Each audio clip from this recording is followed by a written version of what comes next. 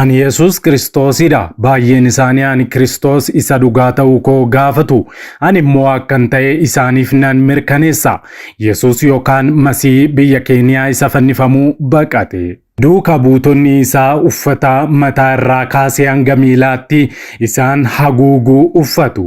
Yeroo hundaa yeroo inni macaafa qulqulluu dubbisu hundumatti jilbeenfatanii muwaalimuu Yesus waaqeffatu. Amina. Amina.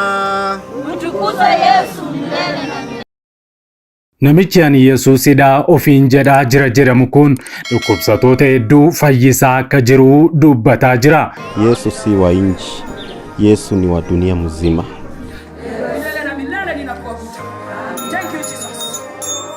Warri Keeniyaa dibbee rukutuudhaan Yesus deebi'ee dhufeera jedhanii Yesus isaanii wajjin deddeebi'aa jiru. Wanti isinitti himuuf jennu kun akkuma yeroo nuti dhageenyu haaraa nutti ta'ee fi nu naasisee haaraa isinitti ta'uu fi isin naasisuu mala. Garuu amanaa jerichi gahaa jiraachuu fi wanti dubbatame kun raawwatama keessaa jira. Ofii muwaalimuu Yesus eenyu? Dhumni isaa'oo akkam ta'e? Keeniyaanonni akkamitti Yesus Masii sobaa kanaa waaqeffatu? Bal'ina isaa qindeeffanneerraa isin biraan geenye. This man claims he's the real Jesus, and everyone around him thinks it's true. Is he the real Jesus? Is the real Jesus? I like Jesus. Hallelujah.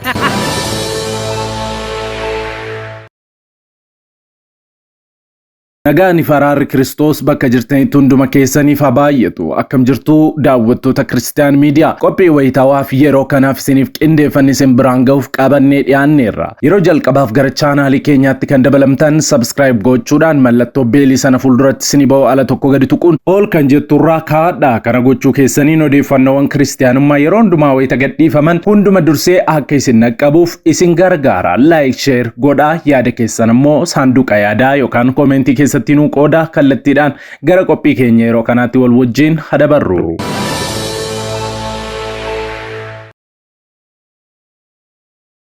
Video kana like gochuudhaan jalqabaa. Dubbii sagalee Waaqayyoo keessaa Wangeela Maatiyos boqonnaa 24 lakkoofsa 5 hanga 27tti akkas jedha. Baay'een ani Masiihidha jechaa maqaa kootiin hin dhufu. Namoota baay'ees hin wallaalchisu. Lolaa fi oduu lolaa dhaga'uuf jirtu. Akka innaanetti ilaalladha. Kan akkasiin kun ta'uun irra jira. Kun garuu ammallee dhuma isaa miti. Egaa yeroo sanatti namni ilaa Masiihiin as jira yookiis achi jira yoo isiniin jedhe hin amanina. Masiihonni sobaatii fi raajonni sobaa ka'anii yoo danda'ame warra Waaqayyoof fo'amaniyyuu akka wallaalchisaniif milikkita gurguddaa fi dinqii baay'ee hin agarsiisu. Kanaafis kunoo lafa onaa keessa jira yoo isin jedhan gadi hin ba'ina. Kunoo mana keessa gola jira yoo isiniin jedhanis hin amanina. Akka bakakkaan baabiiftuutti bu'uu hamma lixa biiftuutti ibsu dhufni ilma namaas akkasuma hin ta'a. Wangeela Maatiyos boqonnaa 24 lakkoofsa 5 hanga 27ti. Warri ollaa keenya Yesus nuuf dhufeera jedhu. Yesus warra Keeniyaa magaalaa Naayiroobii jiraataa jira. Raajummaa dubbateenis jiraattota Naayiroobii keessaa nama 2 qofaatu jannata galas jedheera. Namni ani Yesuusidha deebi'een dhufee jedhee of waamu kun bara 1981 kan dhalate yoo ta'u maqaan isaa inni dhugaan Eliid Simiyuu akka ta'e ollaan isaa himaniiru. Abbaa fi haati isaa Firaansiis fi Sisiiliyaa Simiyyuu kan jedhaman yommuu ta'u ijoollummaa isaatti irraa du'an. Dhalootaan amantii Kaatolikii keessaa yoo ta'u mana barumsaa sadarkaa tokkoffaa Mukuyuu Kaantoon Gaareen Bungumaa keessatti argamutti barate. Mana barumsaa sadarkaa lammaffaa Mukuyuu keessatti yeroo baratu ammoo barnoota addaan kute. Ergasii barnoota addaan kutee battaluma sanatti qonnaan bulaa ta'e. Bara 2001 umurii isaa waggaa 20tti haadha manaa kan fuudhe yoo ta'u abbaa ijoollee 8ti. Yesus biyya Keeniyaa. Ilmi isaa inni hangafaa godhates kolleejii teeknikaa Kiambuu keessatti barachaa kan jiru yoo ta'u intalli isaa lammaffaa irratti dhalatte ammoo KCSE keessatti hojii gaarii erga hojjattee booda yuunivarsiitii seentee jirti. Yesus biyya Keeniyaa kun akkas jedheera. Ani Yesuus Kiristoosidha. Baay'een isaanii ani Kiristoos isa dhugaa ta'uu koo gaafatu. Ani immoo akkan ta'e isaaniif nan mirkaneessa. Kun jecha Yesuus biyya Keeniyaati. Duukaa buutonni isaa uffata mataa irraa kaasee hanga miilaatti isaan haguugu uffatu. Yeroo hundaa yeroo inni macaafa qulqulluu dubbisu jilbeenfatanii muwaalimuu Yesuusiin waaqeffatu. Yesu. Amina. Habari Yesu. Tuko salama. Amina. Siku ya leo ni ya ajabu. Ni ajabu. Kuona Victor Naman amefika kwa Yesu wa Tongare. Ndio nani? Wewe ndio nani? Nabii Benjamin. Nabii Benjamin. Amina. Umelinda Yesu vizuri. Amina. Ni malaika. Wewe ni nani? Nabii Joel. Nabii Joel. Ndio hiyo. Wewe ni mtoto wa Yesu. Ndio hiyo. Na wewe?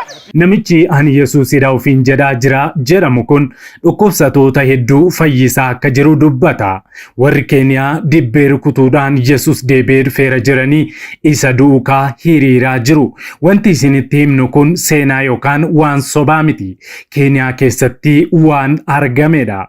Maarree muwaalimuu Yesuus maatii isaa keessatti wallabdee uumameen mataarraa rukutamee hospitaala seene. Ergasii bara 2009 hospitaalaa bahee lallabuu eegale. Namni ani Yesuus ofiin jedhu kun ollaan isaa akka miidiyaa Afrikaa tokko irratti haasaa taasisanitti yeroo wallabdeen maatii sana gidduutti uumametti muwaalimuu Yesuus miidhamee hospitaala akka seenee fi ergaachi bahees ani Yesuus masiichaa deebi'ee dhufeen jira akka jedhee lallabuu jalqabee himaniiru. Namichi Yesuus Kiristoosidha ofiin jedhu kun akkuma Yesuus Kiristoos macaafa qulqulluu keessatti dinqii hojjete anis dinqii nan hojjedha jechuudhaan hordoftoota isaa waliin waldaa banateera. Tibbana jireenya muwaalimuu Yesuus waa taangoolee nama bungoomaa irraa dhufee fi Yesuus Kiristoos isa dhugaa ta'uusaa himatu dinqiiwwan raawwachuudhaan hordoftoota guddaa hawwatee irratti ibsi hedduun baheera. Akka muwaalimuu Yesuus jedhutti ergama waaqummaa kan qabu yoo ta'u maqaan kun wangeela addunyaa guutuutti babal'isuuf qajeelfama tokko tokkoon waliin Waaqayyo irraa kan isaaf kennamedha. Akka inni jedhutti ani Yesuus Kiristoosidha. Baay'een isaanii ani Kiristoos isa dhugaa ta'uu koo na gaafatu. Ani immoo akkan ta'e isaaniif nan mirkaneessa jechuudhaanis dubbateera muwaalimuu Yesuus namni biyya Keeniyaa. Jina naitwa Mwalimu Yesu. My name is Mwalimu Yesu wa Tongarehe. This lady behind me in the purple. Moto moto moto moto. Hallelujah. Yesuus biyya tokkoof miti garuu addunyaa guutuudhaaf jechuudhaanis dhiyeenya kana namichi kun gaaffiif deebii Afrimax English waliin taasiseenis dubbateera. Muwaalimuu Yesuun akkuma Yesuus Kiristoos macaafa qulqulluu keessatti duukaa buutotaa 12 horate innis isarraa ilaaluun duukaa buutotaa 12 yookaan ergamoota 12 qaba. Duukaa buutonni isaa uffata mataarraa kaasee hanga miilaatti isaan haguuguu uffatu. Yeroo hundaa yeroo inni macaafa qulqulluu dubbisu miilla isaa jalatti jilgeenfatanii muwaalimuu Yesuus galanni siif ta'aattiin jedhu.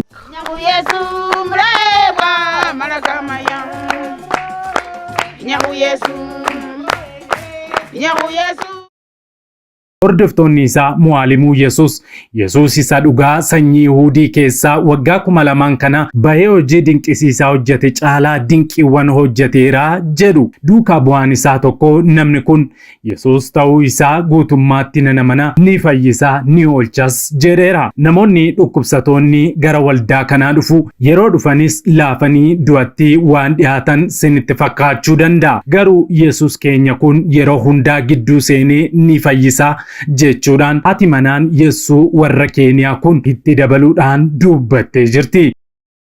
Yesuus Kiristoos isa dhugaa fi isa sirrii gooftaa gooftotaa ta'ee fi isa macaafa qulqulluu irratti gonkumaa akka hin fuudhin barreeffamerraa adda kan ta'e Yesuus Keeniyaa kun ijoollee 8 kan qabuu fi gaa'ela kan qabu yoo ta'u mul'ata Yohaannis boqonnaa 21 lakkoofsa 9 fayyadamuudhaan haala gaa'ela isaas ni falma. Ergaan muwaalimuu Yesuus jallisee fudhate kun akkas jedha. Mul'ata Yohaannis boqonnaa 21 lakkoofsa 9 irra. Ergamoota torban dha'icha torban dhumaa guutaman keessaa tokko gara koo dhufee as kottu haadha manaa hoolichaa sittin agarsiisaa jedhee natti haasee jedha. Kiristoos of labsee haadha manaa hoolichaa caafata qulqullaa'oo keessatti barreeffame ta'uu isaa kan hayyama fuudhuu fi hormaatu akka isaaf kennu hima. Waldaa isaa keessatti waaqeffannaan hojimaataa kan qabu yoo ta'u, wiixataa yeroo hundaa tajaajila adda addaa lama qaba. Waldaan muwaalimuu Yesuus nama biyya Keeniyaa kun mana dhoqqee irraa kan ijaarramee fi balbala lamaa fi foddaa kan qabudha. Kutaan jalqabaa kan kophee keessatti baafatan yommuu ta'u, kutaa inni itti aanu ammoo waldaa guddicha iddoo qulqulluu qulqullootaa jedhamu akka ta'es beekameera. Dhiyeenya kana sirna cidha Keeniyaa Bungoomaatti geggeeffame irratti muwaalimuu Yesuus warra Keeniyaa kun bishaan gara shaayetti jijjiiruun vaayirasii ta'eeras jedhameera. Maarree Yesuus sobaa Keeniyaatti argame kun bara darbee ayyaana Faasikaa bara 2015 irratti akkuma Yesuus isa dhugaa duukaa buutonni isaa isa fannisuuf wayita jedhan biyya Keeniyaatti baqateera. Duukaa buutonni isaa kun Yesuus inni dhugaan fannoo irratti du'e, atis fannoo irratti nuuf du'iti, guyyaa 3 boodas du'aa nuuf ka'i jedhanii itti himan. Innis ergaa kana erga dhaga'ee booda wayitaa ayyaanni Faasikaa ga'uuf jedhu dursee Keeniyaa gadhiisee gara Ugaandaatti baqate. Ergasiis waa'een muwaalimuu Yesuus wanti dhaga'ameen jiru. Yesuus inni dhugaan fannifamuudhaaf dhiigasaa lolaasuudhaafis dhala namaa gara jireenyaatti nu deebisuuf gara biyya lafaa beekee dhufe malee fannifamuu baqate miti. Sichi yeroo deebi'ee dhufu ammoo mootii moototaa ta'ee ergamoota kwaatiriliyoona yookaan kitilaan lakkaa'amaniin marfamee gooftaa gooftotaa ta'ee dhufa malee akka kana duraa fannifamuuf gaduuf qabee deebi'ee dhufa miti. Har'a biyya lafaa kanarraa namoonni ani Yesuus jedhan hedduudha. Amantoonni moggaasa maqaa raajota sobduu fi masiihota sobaa kana hubachuudhaan yeroon masiihin keenya Yesuus Kiristoos inni sirriin itti deebi'ee dhufuu ga'ee fiixee akka ga'e akka yaadattanii fi of eeggannoo akka gootan isin yaadachiisuu barbaanna. Xumura qophii keenyaa irratti gaaffii tokko isin gaafanna. Dinqiin hundi gooftaa keenya Yesuus Kiristoos biraa jettanii ni amantu moo seexannis dinqii gochuu ni danda'a jettanii amantu? Masiihin keenya inni sirrii fi inni dhugaan gooftaan keenya Yesuus Kiristoos ifaan ifatti utuu addunyaan ilaaltu ulfina guddaadhaan marfamee deebi'ee ni dhufa. Maaraanaataa.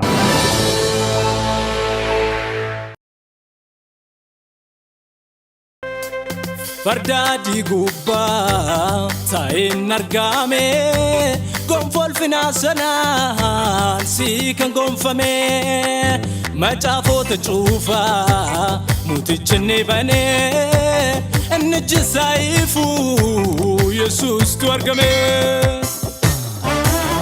Ati guddaadha hundumaa bittaa jaalala keetii hunda dhuunfataa.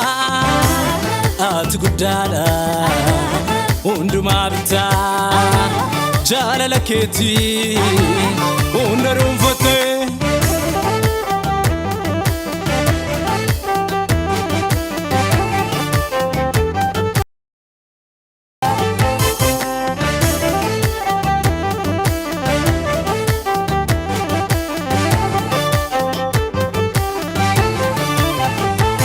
Sila bagoonnati sila cherennati Igalo laftati jalala motati Aretu yuwara bazanta sira Kebar hinomo mote alkali guyo ነጩ ፈረስ ላይ የተቀመጠው ጽድቅና ስልጣን በእጁ የሆነው ፊቱ እንደ ፀሐይ ነው የሚያበራ እንዘምርለት ስለሱ ላውራ ነጩ ፈረስ ላይ የተቀመጠው ጽድቅና ስልጣን በእጁ የሆነው ፊቱ እንደ ፀሐይ ነው የሚያበራ እንዘምርለት ስለሱ ላውራ እንካ ምስጋና እንካ እልልታ እንካ አምልኮዬ ኢየሱስ ጌታዬ እንካ ምስጋና እንካ እልልታ እንካ አምልኮዬ ኢየሱስ ጌታዬ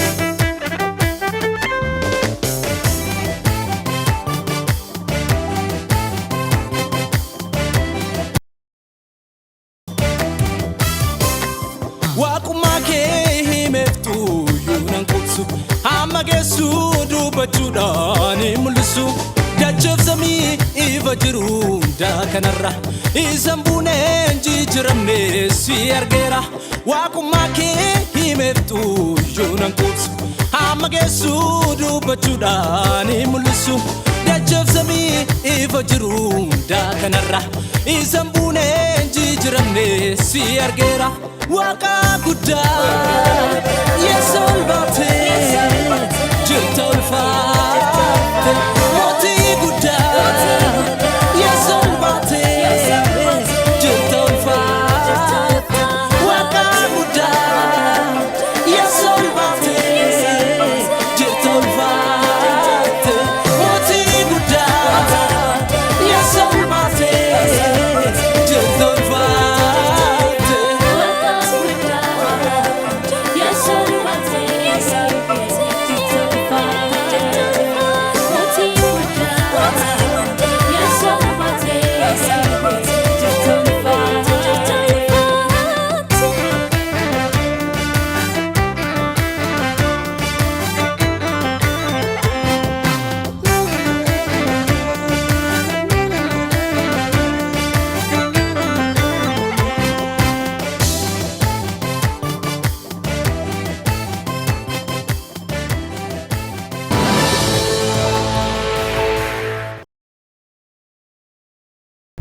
Waggoota dheeraadhaaf kiristaanonni miidiyaaleen sagalee isaanii ibsatan dhabuun rakkataa turaniiru. Bari'uun waan hin oolleef maarree kunoo Kiristiyaan miidiyaa sagalee nuuf ta'aa jira. Kanaaf miidiyaa haqaa odeeffannoo dhugaadhaaf wayitaawaa YouTube Kiristaan miidiyaa subscribe like share godhaa. warra sagalee dhabaniif sagalee ni taana. Yesuus fayyisaadha.